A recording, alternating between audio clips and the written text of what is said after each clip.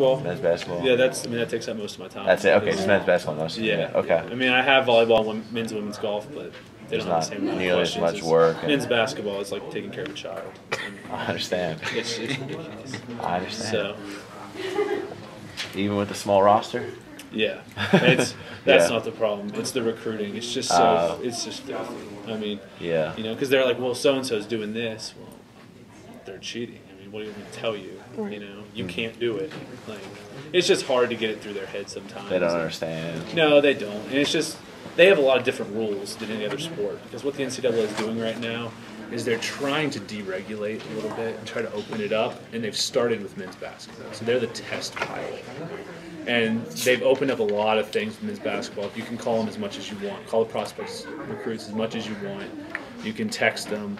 You can. They have recruiting periods now, where before they had specific periods when you could go watch them play, and then a different period where you could talk to them in person. Now they're just like, here's a recruiting period. Do whatever you want to do. And they're the only sport that has this. So, like, I know these rules, nobody else does in my office because they haven't had. They don't have to know them. So that's what takes a lot of time too, is because this is the first year for these rules. So the coaches literally don't know what they're doing. And you have to constantly sit down with them and go over some stuff and send them memos and basically just be covering UT at all times, really, just documenting everything and making sure they really understand that stuff. With men's basketball, it takes forever. So you're not allowed. When is the recruiting period? Like right now, we're in a recruiting period, and really all they've done is they've created dead periods. Dead periods are like you can't contact the recruits. You can call them, but you can't go see them. They can't come on campus, anything like that. And those are mainly around the signing periods and around major holidays, really. So a lot of the other times are opened up. Summer's a little weird, but during the school year, a lot of the other times are just opened up where you can just go and you can talk to them, you can go watch them play, you do whatever you want. You kind of get to decide the schedule as you see fit. You and your staff. If you want to do all contacts this week, then go do all contacts. If you want to throw in some evaluations, then you do it that way. So they've done that, and then the NCAA is seeing how they take that. I guess they just figured to start with the dirtiest sport. If it works for them, then it's going to work for everybody else. I got you. That makes sense. Yeah. All right, let's see here.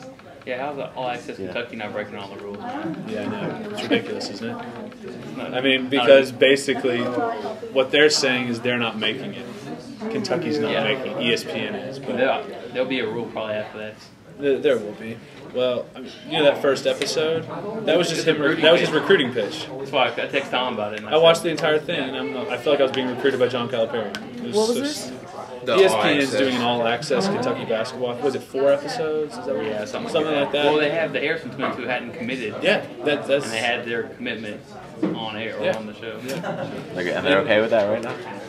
There's no rule against it. Yeah, there's a rule where we can't publicize recruiting. We can't talk about recruits. We can't do anything about recruiting. So what Kentucky did was they just got ESPN to follow them around.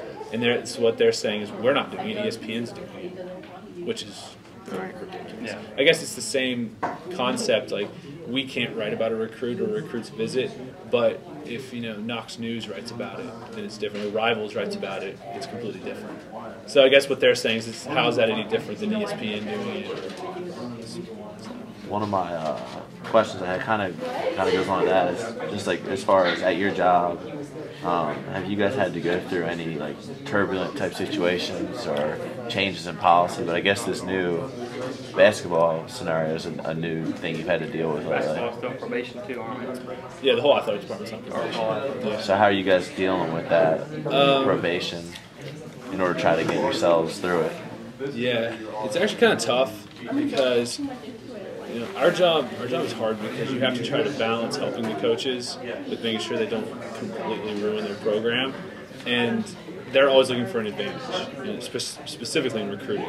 They want to do something that nobody else is doing.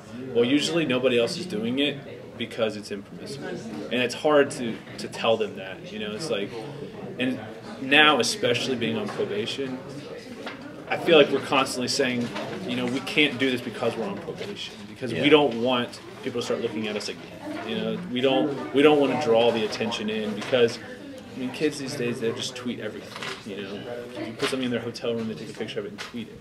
And it's like, we got to make sure we have everything covered, because if we don't, all it takes is one thing.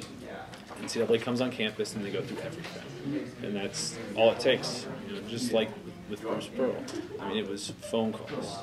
And they came on campus for the phone calls, and then they started asking questions. Yeah. Once they start asking questions, people don't know how to answer them, and then they end up on probation. So did you look at other schools that have been on probation, how they've dealt with that, or you just realized internally made a plan based on what you knew? Yeah, you know, we did a little bit of that, but it's really just a school-by-school thing. It's just with the staff and the personnel that you have and just how they respond to you. But we just made a conscious decision how we're going to treat everything and how we're going to work as a staff to approach this. And we're doing a lot more in-person rules education now than we used to. Most schools, what they'll do is once a month they'll get all of their Olympic sports, so everything other than football and basketball basically. They'll get all of them together in a room and they'll do a rules education session. So they'll pick a topic for the month, you know, recruiting or signing periods or something, and then they'll just talk to all of them at one time. Well, what happens with that, like the track coaches have a question that the baseball coaches could care less about. So then they zone out and you never get them back. Yeah. So what we started to do is the people who have their sport contacts, like men's basketball, every month I go to their office and I sit down with just the men's basketball coaches and we talk about stuff that they only care about.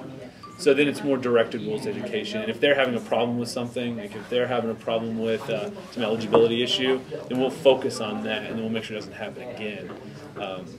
I just feel like it's more beneficial for everyone, really. It's better for us because we try to solve their specific problems before it happens, and it's better for them because then they can ask us questions. A lot of times in a big group setting, you're not going to ask those questions. No, you don't. If you feel like you'll ask a dumb question, Right? Or if you feel like you're the only person that cares about it, Yeah. then I'll just ask them later, and then they never do. So that's one of the main things that we changed, and I think the coaches really like that and they appreciate that. You know, we come to them type of deal. That's the main thing. Is the education probably the best prevention, you think?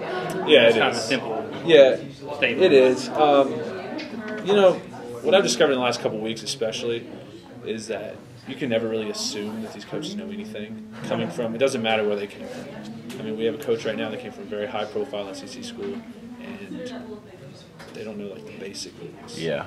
And whenever you're like, you can't do this, and they don't understand. You tell them why, and they're like, well, they argue with you about it. I'm like, I'm telling you, I mean, it's right here. You can't do it.